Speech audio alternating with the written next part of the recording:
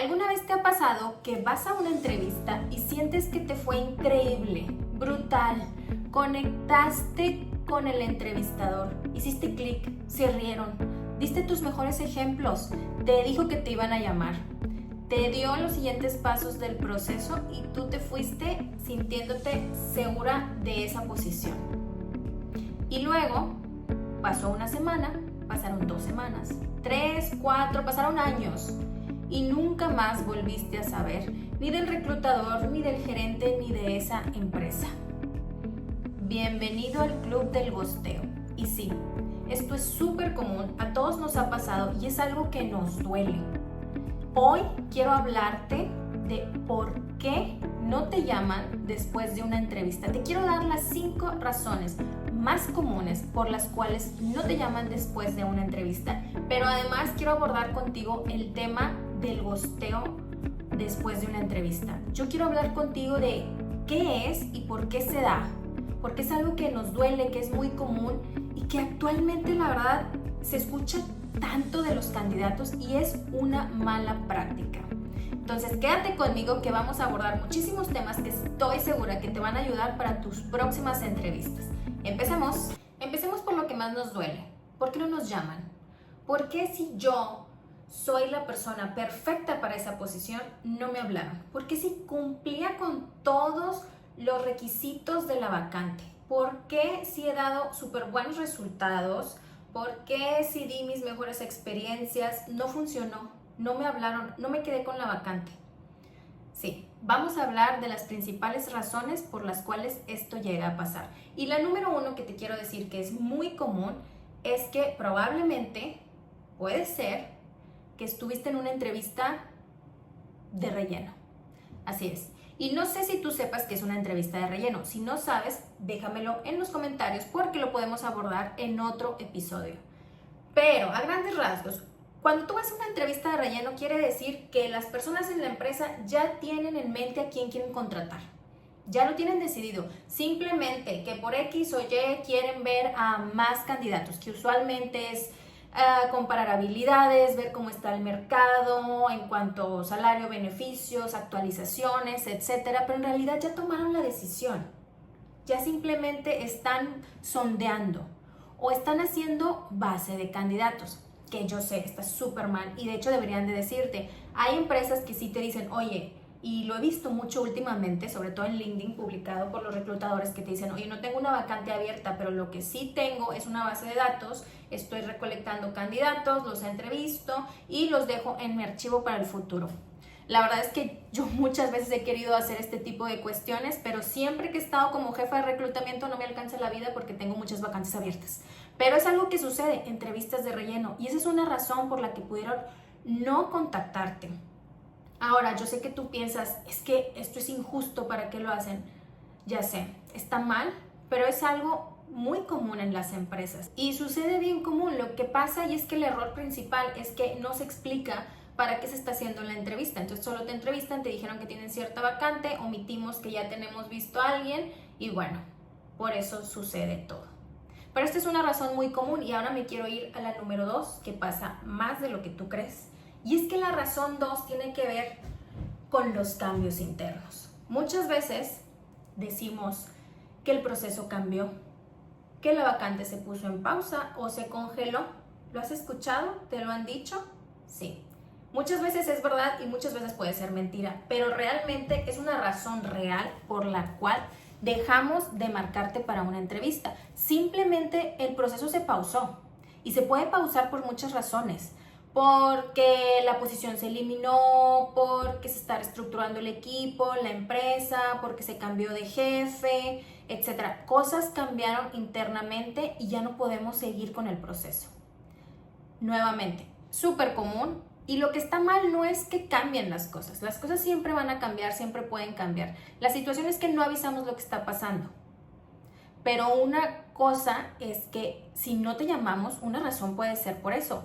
No tiene que ver contigo, simplemente el proceso se pausó. A mí me ha pasado muchas veces que se pausó y entonces lo que hago, si me gustó mucho el perfil, es que lo guardo en mi lista. Yo siempre, se los juro, siempre tuve una lista de candidatos que me encantaban para cuando se volviera a abrir una vacante, eran a los primeros a los que les marcaba, porque me gustó su perfil, porque yo sé que encajan con la cultura, etcétera. O al gerente también le encantaron, entonces guardo tu perfil. Pero sin embargo, sí es algo muy común. Algo cambió y la vacante se puso on hold. La razón número 3. La razón 3 es las expectativas salariales o beneficios no encajan, no se alinean con lo que nosotros tenemos en nuestro presupuesto. Ahora, esta es una de las primeras preguntas que tenemos que hacer cuando hacemos el filtro, el primer filtro. Cuando te hablamos por teléfono, te mandamos un WhatsApp o te mandamos un correo, siempre de los siempre debería el reclutador preguntar cuáles son tus expectativas económicas. ¿Qué pasa? Hay reclutadores que no lo hacen, o dos, también sucede que hay reclutadores que aunque la hacen y tú en ese momento das una expectativa, ellos piensan, ¿sabes qué? Se acerca el rango, a lo mejor puedo jugar con los beneficios y de ahí entonces jugar y poder contratar a esta persona. Error. Este es un súper error que hace perder mucho el tiempo. También me sucede bastante que me preguntan, ¿verdad? Los candidatos, Mariela, ¿debería de decir cuáles son mis expectativas? Y mi respuesta para mí siempre es sí. Yo siempre tengo bien claro cuál es mi expectativa salarial. Si me voy a cambiar, lo tengo que tener bien claro porque yo, Mariela, a mí no me gusta perder el tiempo.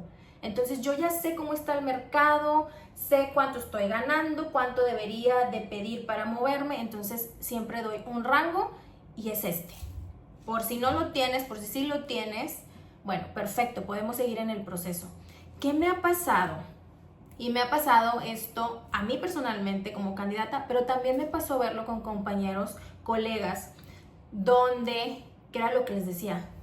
Se acerca la cantidad, pero no tengo tal cual ese presupuesto, pero pienso que puedo darle por los beneficios.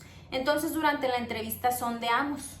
El gerente después en la entrevista sondea. Oye, ¿cómo te va? Dime tus expectativas o te mandamos un Excel para que me pongas tus datos, tus beneficios, en la entrevista me cuentas y resulta que no da, que no importa que te dé otro beneficio, no va a dar, no lo vas a aceptar. Estás a lo mejor también sobrepagado, a lo mejor no encajas eso, nosotros tenemos muy poco presupuesto. O a lo mejor tú esperas muchísimo más que no tenemos para darte. Pero la expectativa salarial de verdad que es un tema en las entrevistas. Y mi mejor consejo es, ten claro cuánto quieres. Y no tengas miedo de decirlo, pero siempre dilo en un rango. La cuarta razón más común fue, tu perfil es bueno, pero no destacó. ¿Y esto qué quiere decir? Te faltó labor de venta. Y así te lo voy a explicar, yo creo que súper más claro. Porque la entrevista es eso, es un proceso de venta. Tú vas a vender tus habilidades, tu experiencia, y el reclutador y el gerente te van a vender la empresa y la posición. Es un intercambio, pero tú tienes que saber cómo comunicar tus fortalezas, cómo comunicar tus impactos, tus logros. Justo acabo de salir de una asesoría donde me decía la persona, es que batallo mucho para decir cuáles son mis fortalezas. No sé cuáles son, cuáles digo. Híjole, es que si tú no sabes cuáles son tus fortalezas, imagínate cómo las vas a ver un reclutador o un gerente. Si tú no las sabes, ellos menos. Tú se las tienes que decir, tú lo tienes que tener claro. Si tú no tienes eso claro, es lo primero que tienes que empezar a trabajar, tu autoconocimiento. Y no estamos hablando nada más de fortalezas en habilidades blandas, estamos hablando también de tu impacto en el trabajo. Todos tenemos un impacto en el trabajo, todos tenemos resultados. No importa qué hagas, lo que hagas se hace por un motivo. Y por un motivo se tiene que hacer bien. ¿Cuál es? ¿Qué es lo que estás logrando a través de tu trabajo? Y eso es lo que tienes que decir. Recuerda, tienes entre 30 a 1 hora para lograr comunicar y transmitir al reclutador por qué debería de contratarte a ti. Muchos candidatos se quedan ahí en el aire porque dices, pues es que fue bueno, pero pues como que no entendí muy bien su perfil, no me dio mucha información. Suéltate un poquito, practica la entrevista. Una diferencia muy grande que yo he visto entre los candidatos es cuando practican su entrevista antes. Y esto no significa que te vas a memorizar las preguntas. Por supuesto que no, no vas a ser un robot. Pero sí significa que vas a tratar de desarrollar esta habilidad de comunicación. Es encontrar tu pitch profesional y saberlo decir con confianza y seguridad de que yo soy la persona para esta posición. Por eso también deberías practicar la pregunta, ¿por qué deberíamos de contratarte? Y la quinta razón que yo creo, honestamente, que es la más común, la más frecuente, es que tu perfil sí gustó, sí eres muy bueno, sí entendemos tu perfil, tenemos claras tus fortalezas técnicas, pero no conectaste con el entrevistador en tu personalidad, en tu actitud. No haces fit cultural. Así es. Muchas veces, y esto lo tenemos que tener muy claro, y es que sí importa tu experiencia técnica, por supuesto. O sea, no vas a aplicar a una posición donde simplemente no tiene nada que ver contigo, ¿verdad? Es muy importante la experiencia técnica, sí, pero también es muy importante cómo conectas con la persona. O sea, no te quedes con un ¿cómo estás? Bien. No. Muy bien, muchas gracias. ¿Y tú qué tal? ¿Cómo estás? Conecta, mira los ojos, cuenta una historia, sonríe, suéltate, hagan clic. Necesitas hacer clic y también necesitamos hacer clic cultural. Nosotros algo que tomamos mucho en cuenta es esta persona, ¿cómo se va a llevar con sus compañeros? ¿Cómo se va a llevar con los gerentes? Mira que yo una vez tuve una vacante que batallé muchísimo, un chorro para cerrarla. No me acuerdo cuánto nos tardamos, pero sí nos tardamos muchísimos meses. Y la sufrí porque algo que estaba buscando el gerente, sí era la experiencia, sí teníamos claras las habilidades técnicas, los conocimientos técnicos, etc. Pero venía a la entrevista y lo que los descartaba era que decía, no se va a llevar bien con el equipo, no se va a llevar bien conmigo. Por su forma de ser, por su personalidad, es una persona que va a causar conflicto en el equipo, es una persona que no se va a llevar bien con fulanito, es una persona que no le va a gustar esto de cómo trabajamos, el fit cultural.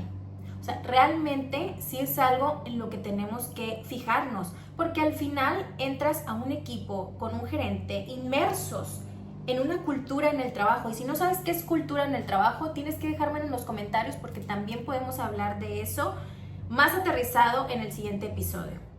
Entonces recuerda, hay 5 razones por las cuales no te llamaron, y una puede ser entrevista de relleno, otra puede ser que hubo cambios en la estructura, en el gerente, en la posición y se puso on hold.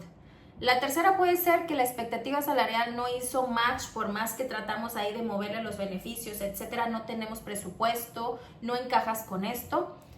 La cuarta puede ser que te quedaste corto a la hora de hablar de ti mismo, de venderte a ti como profesional. No nos quedó claro tu perfil, tus fortalezas, tu impacto. Y el quinto puede ser que no hiciste match con la cultura de la empresa, con el gerente, la personalidad. Pensamos firmemente que no se va a adaptar, que vas a batallar. Y estamos buscando no solo el perfil idóneo, sino el perfil que va a tener éxito en la posición. Esa es la clave, eso es lo que estamos buscando. Pero más que todo yo quiero que tú pienses y recuerdes que cuando no te llaman para una entrevista, simplemente significa que no tienes el perfil para esa posición. Es todo. No tienes el perfil para esa posición en ese momento. Eso es real, porque a lo mejor el día de mañana sí, pero hoy no, y no tiene nada de malo. Está totalmente bien. No significa que eres una mala persona o un mal profesionista o que no sabes nada. Simplemente que en este momento no hizo match, pero va a llegar la posición para la cual sí te vas a adaptar al 100. Y ahora, es muy importante saber esto, sí. ¿Cuáles son las razones frecuentes por las cuales no me llaman? Porque esto te puede ayudar a ti a prepararte mejor para entrevista, aunque hay cosas que se nos salen de las manos, como la entrevista de relleno o los cambios que luego hay dentro de las empresas. Pero te quiero hablar también del gosteo, porque muchas veces el gosteo lo sentimos personal. Yo sé que nos afecta, nos sentimos mal, y hoy es una causa muy grande de ansiedad y de depresión en las personas. Porque más allá de recibir un no, es el silencio. Es el silencio lo que molesta, lo que lastima. Y es tan frecuente esta mala práctica, es tan frecuente a nivel global que en Canadá ya salió una nueva ley donde a partir de enero 2026 la empresa está obligada a dar retroalimentación a todas las personas que hayan estado en un proceso de reclutamiento. Tienen tiempo cierta cantidad de días, creo que son 45 días para dar feedback y si no, se les va a multar. Ojalá todos hiciéramos eso y qué triste que necesitemos una ley que nos obligue a dar una respuesta. Pero yo te quiero decir algo, no es personal, no tiene que ver contigo. Yo sé, lastima, incomoda, pero no es personal y no tiene que ver contigo. Tiene que ver con el reclutador y tiene que ver con la empresa y las malas prácticas que existen. Muchas veces tiene que ver con la tanta actividad que tenemos, un sobrecargo en la operación. Yo he tenido reclutadores a mi cargo donde tenían hasta 70 vacantes al mismo tiempo. Imagínate 70 vacantes al mismo tiempo y en cada vacante se te aplican unos 200. No es excusa, menos hoy que tenemos inteligencia artificial. Bueno, no todos tienen en sus empresas, pero muchos tienen en sus empresas inteligencia artificial que te puede ayudar a mandar un mensaje aunque sea automático. Pero sí sueño con un mundo perfecto donde pudiéramos mandar un feedback personalizado a aquellas preguntas que sí, aquellos candidatos que sí fueron a una entrevista. Porque yo sé y lo he visto, cuando les damos feedback puntual después de una entrevista, los ayuda a mejorar. Me ha pasado que candidatos que no quedaron, pero les digo, oye, no quedaste por X o por Y, que luego me mandan un mensajito que me dijeron, oye, practiqué lo que me dijiste, me sirvió mucho, muchas gracias. De hecho, eso fue precisamente cosas por las cuales me inspiré a crear mi cuenta de RH para ti. Porque luego les daba este feedback y me decían, oye, me ayudó bastante eso que me diste, eso que me dijiste, ese tip que me diste y ya quedé en mi trabajo. Y dije, wow, o sea, realmente el feedback sí puede ser un diferencial en nuestros procesos. Sin embargo, a veces la sobrecarga no se puede, también se debe de dar feedback, ¿sí? A todo el candidato que fue a una entrevista o que se le contactó para pedirle información, etcétera, sí. Si nada más aplicaste, probablemente solo recibas una de inteligencia artificial, así un mensaje automático de gracias por participar, pero ya se cerró la vacante. Pero todos los demás, la verdad es que sí deberían de recibir un feedback más personalizado que justamente los podría ayudar bastante a conseguir trabajo. Pero el gosteo se da por mala práctica, no tiene que ver contigo, tiene que ver con sobrecarga y tiene que ver con la cultura en la organización, donde no se comprende que el employer branding, que la experiencia del empleado se construye desde el primer hola, desde el primer contacto que tiene con la empresa. Entonces no te sientas mal. ¿A todos nos han gosteado? Sí. ¿Se siente terrible? Sí. Pero no te lo tomes personal, porque no tiene que ver contigo, tiene que ver con esas malas prácticas. Pero te voy a decir qué sí debes hacer, y es que después de una entrevista, tú siempre debes mandar un mensaje de seguimiento al reclutador, donde le vas a decir, hola, tu nombre, estoy en este proceso, nombre de la vacante, fui tal día a entrevista contigo o con fulanito, y me gustaría ver si me podrías compartir un estatus del proceso. Y ya. ¿Por qué le tienes que dar todo ese background antes? Porque tenemos muchas vacantes, muchas entrevistas y así es más ágil la conversación. Si después de ese mensaje no te responden, ya, olvídalo, dalo por perdido. Si te responden y te dan un feedback o te dicen que ya cerró, perfecto. Déjalo como muchas gracias, me puedes dar feedback, si te lo das súper, si no, ok, perfecto. Estoy atento o estoy muy interesado en su empresa para las siguientes vacantes que pudieran tener abiertas, porque ojo, a lo mejor no te seleccionaron para esta, pero a lo mejor se van a abrir otras. Te digo, a mí me pasó muchísimas veces que guardaba la información de mis candidatos que por X o Y no se contrató, pero yo decía, oye, es que son buenos tal vez para la siguiente ocasión, y los guardaba, y a la siguiente ocasión eran los primeros a los que yo les marcaba. Deja abiertas las puertas, porque tal vez se va a abrir otra vacante mañana, no sabemos. Entonces siempre haz un mensaje de seguimiento, ya sea por WhatsApp o por correo, depende de cuál fue el medio por el cual te estuvieron contactando. Si te contactaron por correo, escríbeles por correo. Si te contactaron por WhatsApp, escríbeles por WhatsApp. Un mensaje personalizado y con eso, si no te contestan, bye. Pero si te contestan, qué bueno, cierras un ciclo o bien, ya sabes que siguen el proceso o porque estás on hold. Porque también lo que sucede muchas veces es que no nos contestan los gerentes o estamos revisando presupuestos o estamos evaluando todos los candidatos, pero si estamos interesados, sí o sí te vamos a contestar y nosotros también te vamos a tratar de dar seguimiento, porque RH quiere cerrar la vacante. porque a nosotros nos cuentan el tiempo que nos tardamos en cerrar una vacante y a eso se le llama time to fill.